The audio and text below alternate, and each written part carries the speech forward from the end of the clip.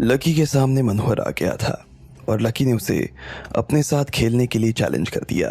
ये सुनकर एक बार के लिए तो मनोहर हैरान हो गया, लेकिन इतने लोगों के सामने वो लकी को मना भी नहीं कर सकता था। उसने लकी के सामने ये शर्त रखी कि अगर वो लगातार 3 बार नहीं जीता तो उसे समंदर में कूदकर अपनी जान देनी पड़ेगी। लकी भी इस चीज के लिए राजी हो गया और लगातार 2 बार जीत गया था। ये सब देखकर वहां के सभी लोग हैरान थे। खुद मनोहर का भी मुंह उतर गया, लेकिन क्योंकि अब वो खेल में आ चुका था तो वापस नहीं जा सकता था। चलो खेल को आगे बढ़ाओ, इतने में मनोहर ने वहां खड़े हुए लोगों से कहा। उसके दिल की धड़कन काफी तेज हो गई थी। उसे ऐसा लग रहा था कि अगर लकी फिर से जीत गया तो उसके लिए सब लोगों को मुंह दिखाना भारी हो जाएगा। इतने में लकी ने फिर से उन 100 गोटियों में से एक गोटी चुन ली और उसे उस आदमी की तरफ बढ़ा दिया जो डायल पर बैठा था। मनोहर भी कुछ उधेड़बुन में नजर आ रहा था। वो इस कश्मकश में था कि अब उसे आगे कौन सा नंबर चुनना चाहिए था। अपनी बेट लगाओ, उस आदमी ने डायल पर हाथ रखते हुए कहा। इस बार मैं 40 करोड़ रुपए रखना चाहता हूं, लकी ने कहा और मनोहर की तरफ देखने लगा। मनोहर के दिल की धड़कन और भी तेज हो गई। उसे ऐसा लग रहा था कि अब अगर लकी फिर से जीत गया तो यहां से 70 करोड़ रुपए लेकर जाता। इतने पैसे कमाने में उसे ना जाने कितना वक्त लग जाने वाला था, लेकिन मनोहर ने अपने पैर पीछे नहीं खींचे, इसलिए उसने भी अपनी तरफ से 40 करोड़ रुपए लगा दिए। इस बार मैं छोटा नंबर लेना चाहूंगा, लकी ने कहा। वो पिछली 2 बार से बड़ा नंबर ले रहा था और इस बार उसने 5 को चुना। मनोहर ने अपना नंबर चुना और इससे पहले कि वहां पर खड़ा आदमी डायल घुमाता, इतने में लकी को ना जाने क्या सूझा और उसने कहा, रुको, इस बार डायल तुम नहीं घुमाओगे। लकी ने कहते ही फिर इधर उधर देखना शुरू कर दिया। वहां भीड़ में खड़े हुए लोगों की तरफ वो देख रहा था। उसने देखा कि वहां पर एक ऊंचे कद का आदमी खड़ा था। उसके माथे पर पसीने की बूंदें साफ नजर आ रही थी, लेकिन वो काफी उत्साहित भी दिख रहा था। तुम, इस बार डायल तुम घुमाओगे, लकी ने उस आदमी की तरफ इशारा किया और उसे आगे बुलाते हुए कहा। वो आदमी भी खुशी खुशी लकी की तरफ देखने लगा और फिर डायल के पास में आकर खड़ा हो गया। अब सबकी नजरें उस गोटी पर थी जो उस डायल में जाने वाली थी। उस आदमी ने अपनी पूरी ताकत से डायल को घुमाया और उस गोटी को डायल में छोड़ दिया। वो गोटी उछलती जा रही थी और कभी किसी बड़े तो कभी किसी छोटे नंबर पर गिरती जा रही थी।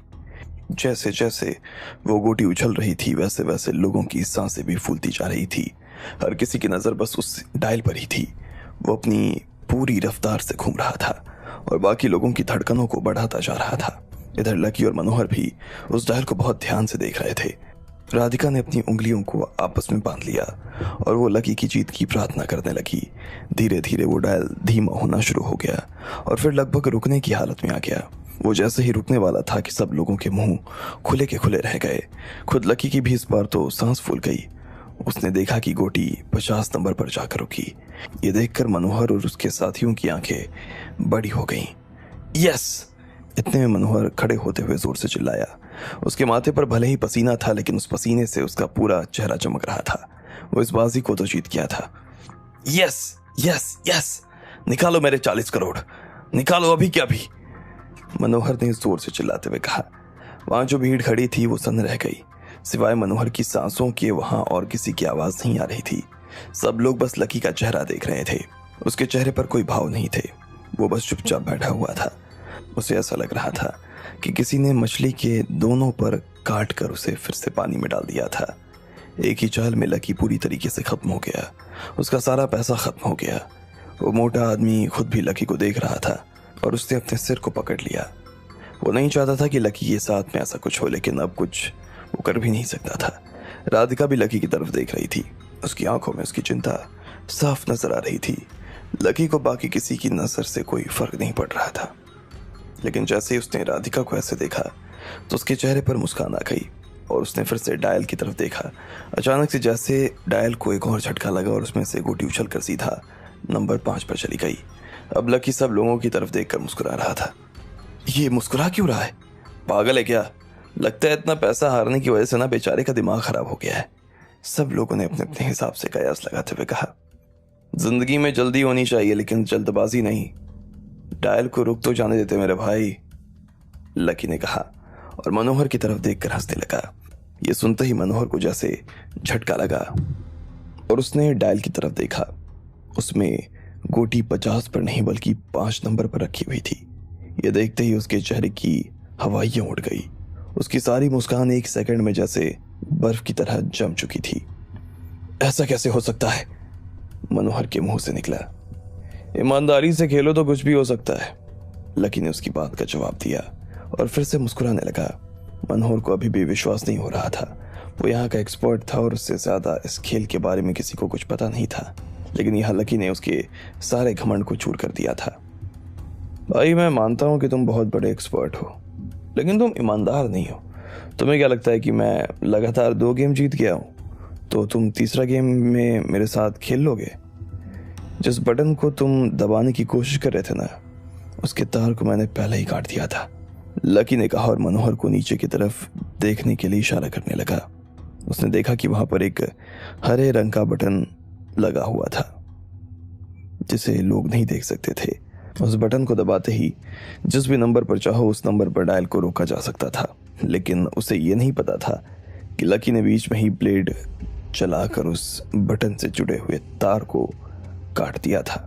अब मनोहर को यह तो लग रहा था कि उसने बटन दबा दिया था, लेकिन यह सिर्फ उसका आभास था। वो बटन काम नहीं कर रहा था। मनोहर की ही तरह लकी के कहने पर सब लोग झुककर उस बटन को और उसके तार को देखने लगे। इधर लकी के चेहरे पर मुस्कान थी। वो यहाँ 5 करोड़ हार कर 80 करोड़ जीत चुका था। तुम हो कौन और तुम्हारे पीछे किसका हाथ है? इधर मनोहर ने कांपते हुए पूछा। लकी की बात सुनकर उसका चेहरा पहले ही लाल हो गया था। उसे लग रहा था कि लकी जो भी हो, लेकिन कोई आम आदमी तो नहीं था और उससे निपट पाना बहुत ही मुश्किल काम था। वो पहले लकी को हल्के में ले रहा था, लेकिन यहाँ उससे बहुत भारी गलती हो गई थी। लकी उससे भारी पड़ गया था। मैं कौन हूं ये जानकर आपको कोई फायदा नहीं होने वाला। आपको फायदा इस जानकारी में है कि मैं यहां से 80 करोड़ रुपए लेकर जा रहा हूं, लकी ने कहा। हालांकि उसके लिए यह कोई बहुत बड़ी रकम नहीं थी, मगर फिर भी उसे इस बात की खुशी थी कि उसने कसीनो का पर्दाफाश कर दिया। लेकिन उसकी बात सुनते ही माहौल में फिर से तनाव पैदा हो गया। लकी को लग रहा था कि वो यहाँ से आसानी से 80 करोड़ रुपए लेकर चला जाएगा और मनोहर देखता रह जाएगा। अगर वो ऐसा सोच रहा था तो ये उसकी सबसे बड़ी गलतफहमी थी। वहां खड़े सभी लोगों को ऐसा लग रहा था कि पैसों को हाथ लगाने से पहले ही मनोहर लकी के 2 टुकड़े कर देने वाला था। मनोहर फिर से अपना सिगार जला रहा था और फिर लकी की तरफ देखने लगा। उसकी आंखें लकी के खून की प्यासी नजर आ रही थी। उससे पहले इस चीज का आभास था कि कुछ तो गड़बड़ थी, लेकिन वो इस गड़बड़ का पता नहीं लगा पा रहा था। क्या हुआ, सांप सूंघ गया क्या? मैंने कहा था ना कि तुम सब बेईमानी कर रहे हो और तुमने नहीं माना। अब मैंने तुम्हारे सामने ये सब कुछ साबित कर दिया है तो मुझे मेरा पैसा दो ना। मुझे जरा घर जाकर अपनी बीवी के साथ जश्न मनाना है, लकी ने कहा और मुस्कुराते हुए राधिका का हाथ पकड़ लिया। राधिका को भी लकी की बात सुनकर हंसी आ गई, लेकिन ये सब सुनकर मनोहर और ज्यादा जल गया। उधर बाकी लोगों को भी लकी की बात सही लगने लगी। अब उन्हें समझ आ रहा था कि उनके साथ किस तरह से बेईमानी की जाती थी। उन्हें लग रहा था कि वो बहुत बड़े बेवकूफ थे जो अपनी मेहनत की कमाई को ऐसे ब्लैक सफारी में लुटाने चले आते थे। सब लोगों ने धीरे धीरे उस कसीनो के लोगों को भला बुरा कहना शुरू कर दिया और साथ ही उन्होंने मनोहर को भी गालियां देनी शुरू कर दी।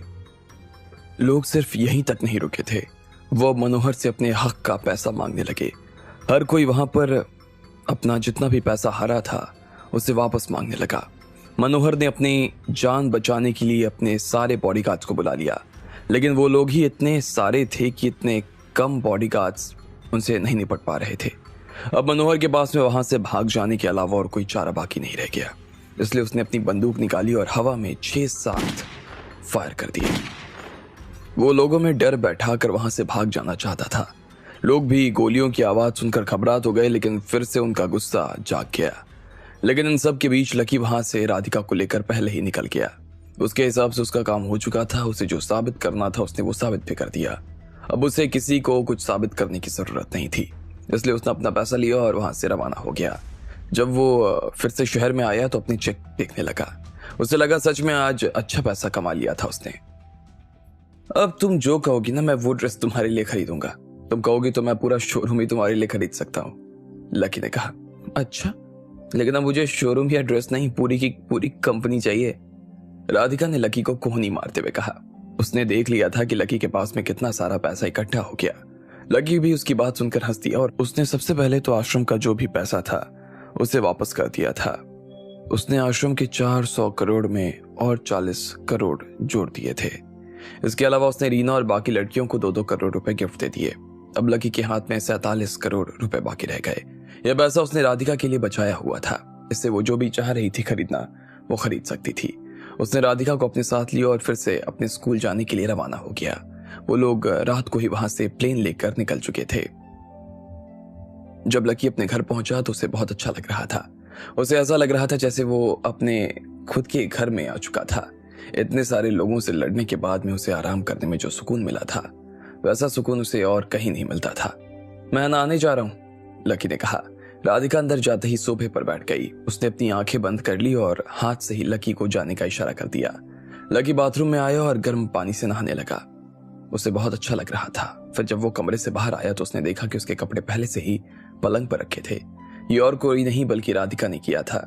लकी को यह देखकर बहुत खुशी हो रही थी। उसे ऐसा लग रहा था कि उसकी जिंदगी में इससे अच्छा और कुछ नहीं हो सकता था। वो अपनी पूरी जिंदगी ऐसे ही राधिका के साथ में गुजार देना चाहता था। अब आगे क्या होने वाला था? क्या नया मोड़ लेने वाली थी लकी और राधिका की जिंदगी? आपको क्या लगता है? क्या होंगे इन सभी सवालों के जवाब?